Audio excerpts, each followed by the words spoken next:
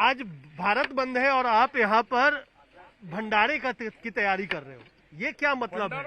Permanent चलता रहता है और मेरी ड्यूटी ये आलू काटने की है हर रोज।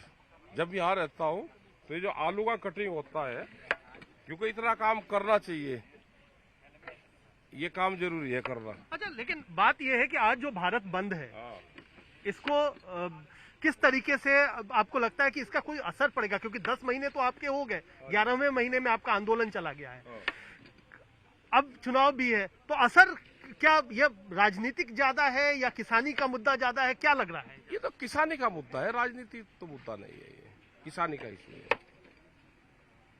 लेकिन जो किसान है उसपे कई बार ये भी होता है क्या कि जो मुद्दे हैं वो आप जाकर के पंचायत कर रहे हैं, बीजेपी के खिलाफ हो रहे हैं, जो अलग अलग पार्टियां हैं वो आपके बंद को समर्थन दे रही हैं, तो कहीं ना कहीं सियासी भी तड़का तो है ना इसमें?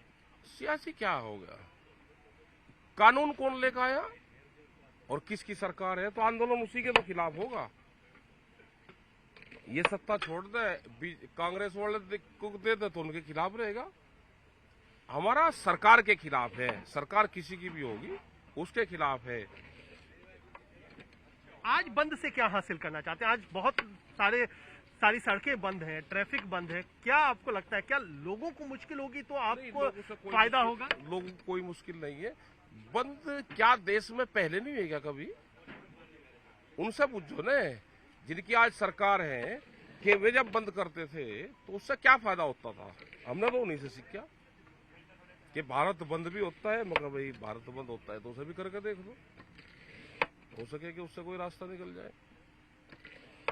5 सितंबर को आपने पंचायत की थी, वहीं से बंद का ऐलान किया था, आज बंद आप कर रहे हैं 10 घंटे का, ये आगे कहाँ ये रास्ता जा रहा है? क्योंकि भारत बंद से पहले भी हुआ है, क्या आपको लगता है कि इससे कोई रास्ता समाधान निकलने वाला है? आंदोलन का ये भी एक हिस्सा है। सरकार है, सरकार बेईमानी है, धोखेबाज है। जो सरकारें हैं वो एलिगेशन लगाने का काम करती है, दूसरे को नीचा दिखाने का काम करती है, षड्यंत्र रचती है। इन षड्यंत्र से अगर बच जाए तो बिल्कुल हो जाएगा। सरकार षड्यंत्रकारी है, एलिगेशन लगाती है, कुछ न कुछ करती है। सरकार ने कल गन्ने की भी कीमत बढ़ाई है, योगी आदित्यनाथ ने। आप यूपी जा रहे हैं, यूपी में चुनावों की बात भी कर रहे हैं, कल गन्ने की कीमत बढ़ी है, क्या आप संतुष्ट हैं उससे? ना, कितनी बड़ी?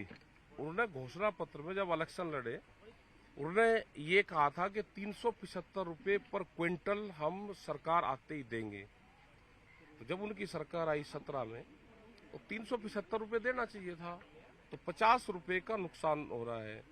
तो जो भी किसान ने आज तक गन्ना डाला है 5 साल में, पर क्विंटल 50 रुपए क्विंटल का नुकसान प्लस उसका इंटरेस्ट वो दे दा। आज हमारा इतना नुकसान हमारा सरकार ना हुआ, हमारे से धोखे से वोट ली उन्होंने। क्या ये नहीं लगता कि जब किसी को नौकरी पर रखते हैं उसका एक एग्रीमेंट बनता है कि इतने हम आपको देंगे और फिर उससे कम उसको दे, और फिर 5 साल में कह जी आपको थोड़ा सा आपको बढ़ा दिया और फिर उससे भी जी बढ़ा तो दिया। ये कौन सा तरीका है?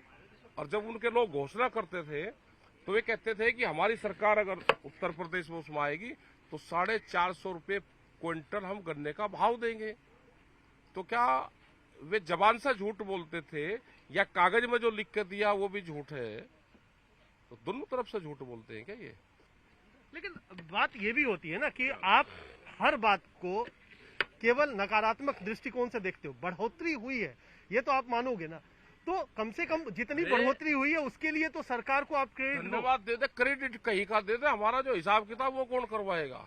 आप क्रेडिट दे दे, मतलब एक तो धोखा कर दिया और धोखे में कह लेंगे जी आप उसे क्रेडिट दे दो। 5 साल में आधे पैसे बढ़ाए और कह रहे जी आप धन्यवाद दे दो। ये तो होगा कि हॉस्पिटल में डॉक्टर ने कह लिया भाई आपको ठीक तो कर दिया, गोली तो दे दी है, आप जिंदे तो रहोगे। ये तो वो हो रही बात, तो गोली दे रही है सरकार, आप कह रहे हो सरकार गोली दे रही है, झूठ बोलती है, धोखेबाजी करती है। उसके हाथ में सत्ता आएगी तो इसका मतलब ये नहीं कि आप जो चाहोगे आप वो करोगे। जब सत्ता से बाहर रहते हैं फिर तो गन्ना बहुत बढ़िया है, उसके रेट बढ़ने चाहिए। जब वे सत्ता में आ गए तो फिर गन्ना खराब हो गया, उसमें जो मिठास है फिर कम हो जाती है। ये तो पहली बार देखा हमने। तो आपके मन में जो कड़वाहट, आप कह रहे हो मिठास कम हो गई, तो इसका क्या, अब चुनाव आने वाले हैं उत्तर प्रदेश में, पंजाब में, उत्तराखंड में, तो वो जो आपके मन में जो कड़वाहट है वो कहीं सरकार पर भी उसका असर पड़ेगा क्या, ऐसा लगता है? और गांव के लोग अपने आप असर डाल लेंगे भाई, हम क्या डाल लेंगे, गांव के लोग डाल लेंगे सर। इन्हें जनता तो वोट देखती नहीं, ये धोखाधड़ी से जीत जाओ, गुंडागर्दी से, तो उसका कोई इलाज है नहीं। ये जो आप लगातार आलू काट रहे हैं, हम आपको दिखाएं और पिता कि यहाँ पर जो एक मशीन है उससे राकेश टिकैत लगातार आलू काटे जा रहे हैं, और यहाँ पर जो भंडारा चलता है वो उसकी भी तैयारी चल रही है। तो ये जो आपको लोग कहते हैं क्या कि जिद पे अड़े हुए हैं, राकेश टिकैत जो है वो ज्यादा बोल जाते हैं, कई बार सरकार की बहुत ज्यादा खिंचाई करते हैं, तो आपको लगता है क्या कि सरकार है तो खिंचाई किसकी करूँ? खिंचार अरविंद केजरीवाल को करूँ, वो कानून लेकर आया, या खिंचाई वैसी सरकार ही करूँ? किसकी करे खिंचाई? अरे रुक जा, सुधर जा। तो क्या लगता है क्या कि अब जो आज का बंद है इससे क्या आपको हासिल होगा? भाई जैसे पहला हासिल होता होगा बंद का, ऐसे ही आज हासिल हो जाएगा। जैसे पहले होता था ऐसे ही आज हो जाएगा हासिल। तो आगे की लड़ाई जारी रहेगी। हमें ये 10 साल में भी सुधार करेंगे, ये आंदोलन 10 साल तक भी जारी रहेगा। हम वापसी नहीं जाने वाले यहाँ से। किसी के विचार को आप विचार से ही बदल सकते हो, बंदूक की ताकत पे उसके विचार को नहीं बदल सकते। और पिता साफ तौर पर राकेश टिकैत हैं और कह रहे हैं क्या कि विचार से ही हमारी जो पूरे आंदोलन को खत्म किया जा सकता है, किसी जोर जबरदस्ती के दम पर नहीं किया जा सकता। सड़कों पर बैठे हैं, दूसरी तरफ मोर्चा लगा हुआ है जहां बंद भी है।